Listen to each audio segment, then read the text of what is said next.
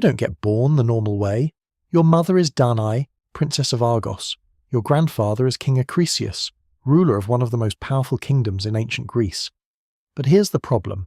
Acrisius wanted a son, an heir, someone to carry on his legacy and rule after he died. Instead, he got your mother, just one daughter, no sons. So he goes to the Oracle of Delphi and asks when he'll finally get a male heir. The Oracle tells him he never will. But his daughter will have a son, and that grandson will kill him. Your grandfather hears this prophecy and makes a decision. He locks your mother in an underground bronze chamber. No doors, no windows, just a tiny crack in the roof for air. She's a prisoner in her own home for years. But Zeus, king of the gods, sees her. He falls in love with her beauty, and he finds a way in through that crack in the roof. He transforms himself into a shower of golden rain and pours down into the chamber. That's how you're conceived. Months later, during one of Acrisius's routine visits to check on his daughter, he finds her holding a baby. You. He doesn't believe her story about Zeus. He thinks she's lying, making excuses. But he can't just kill you both. That would anger the gods and bring the Furies down on him for murdering his own family. So instead, he locks you and your mother inside a large wooden chest and throws you into the sea. You are days old, maybe weeks, and you're floating in a box in the middle of the ocean waiting to drown or starve. Somehow the chest doesn't sink. It floats for days across the Aegean Sea until it finally washes ashore on the island of Seriphos. A fisherman named Dictys finds you. He pulls the chest from his nets, opens it, and discovers your mother holding you, both somehow still alive. Dictys takes you both in. He raises you. He gives you a home. For a while life is good. You grow up on Seriphos. You train. You become strong. You learn to hunt, to fight, to survive. Your mother is safe. You have a life. And then King Polydectes notices your mother. He's the king of the island and the brother of Dictys, and he wants Danae for himself. Your mother refuses him, again and again, and you protect her, because that's what sons do. Polydectes realizes you're the problem. As long as you're around, Danae won't marry him, so he devises a plan to get rid of you. He holds a banquet. Every guest is expected to bring a gift for the king. Most people bring horses. You, trying to prove yourself, make a bold promise. You tell Polydectes you'll bring him any gift he wants, even something as impossible as the head of Medusa. Polydectes smiles. That's exactly what he wanted to hear. He tells you to go, kill Medusa, bring back her head, and you realize what you've just done.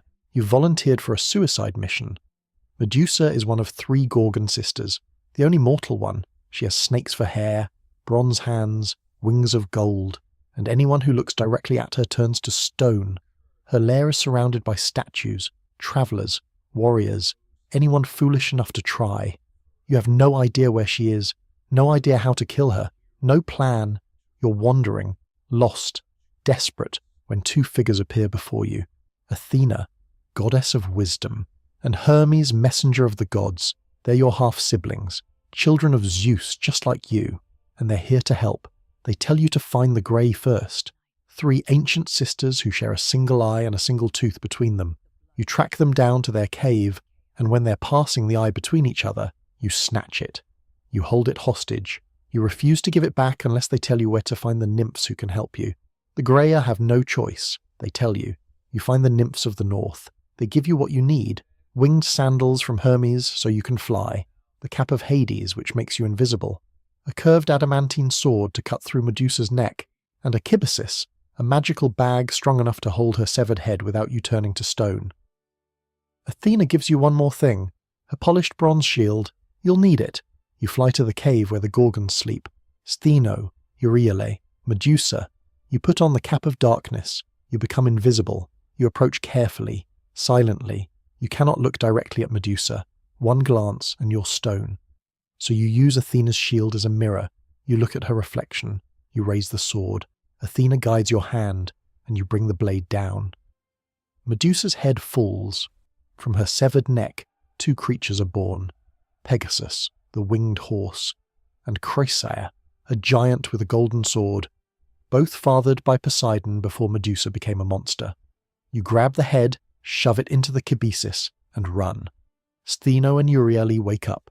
They're screaming, furious, chasing you. But you're invisible. They can't see you. You escape. You actually did it. You killed Medusa.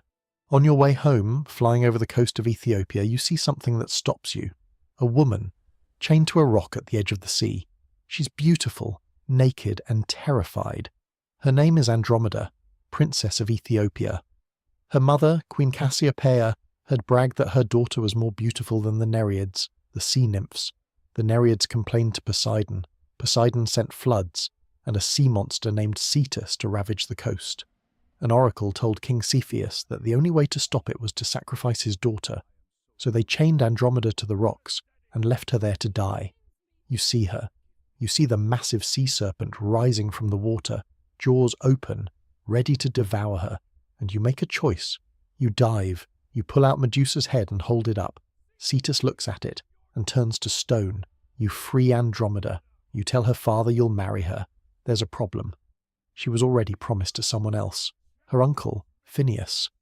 Phineus shows up at the wedding, angry, armed, ready to take her by force. You pull out Medusa's head again. Phineus turns to stone. Problem solved. You return to Seriphos with Andromeda, and you find that Polydectes is still harassing your mother, still trying to force her to marry him. She's been hiding in a temple to escape him. You walk into Polydectes' palace. He's there with his friends, feasting. He sees you. He doesn't believe you actually did it. You tell him you brought his gift. You pull out Medusa's head. Polydectes and everyone in the room turn to stone. You make Dictys, the kind fisherman who saved you, the new king of Seriphos. You return the winged sandals, the cap, and the kibbasis to the gods. You give Medusa's head to Athena and she places it on her shield as the Gorgonion, and then you decide to go home, to Argos, to see your grandfather.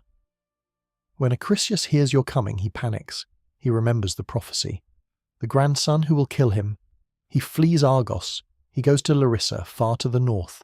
You follow him, not to kill him, but to talk, to convince him to come home. While you're in Larissa, there are athletic games being held. You decide to compete. You're throwing the discus. The crowd is watching. You wind up. You throw. The wind catches it. The discus veers off course, and it strikes an old man in the audience and dies instantly. When you go to see who it was, you realize it's Acrisius, your grandfather. The prophecy is fulfilled, not through revenge, not through anger, just a freak accident during a game. You can't bring yourself to claim the throne of Argos. You killed your grandfather, even accidentally, even after he tried to drown you as a baby. You're ashamed. So you make a deal with Megapenthes, king of Tyrans. You give him Argos, he gives you Tyrans. You found the city of Mycenae. You rule there with Andromeda. You have children, 7 sons and 1 daughter. Your descendants go on to rule Mycenae for generations. One of them is Heracles, your great-grandson, the greatest hero who ever lived. You did everything right. You killed the monster. You saved the princess. You became a king. You're celebrated across Greece. They build temples in your honor. Your story becomes legend. But here's what they don't tell you. You were cast into the sea as a baby because your grandfather feared a prophecy. You were forced onto a suicide mission because a king wanted your mother. You spent your life running from a fate you couldn't control. And in the end, you killed the one person the prophecy said you would. Not because you wanted to, but because you never had a choice.